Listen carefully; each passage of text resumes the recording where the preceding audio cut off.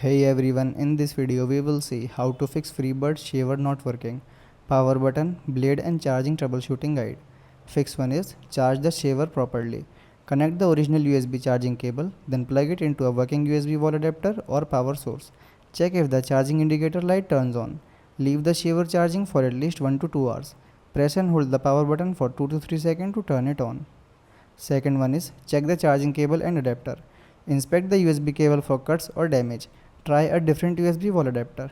Plug the charger into another power outlet. If available, test with another compatible USB cable. Third one is clean the shaving head. Turn off the shaver, then remove the shaving head assembly. Brush away hair and debris. Rinse the blade with water if your model is washable. Let all part dry completely, then reinstall the shaving head securely. Fourth one is reset the shaver.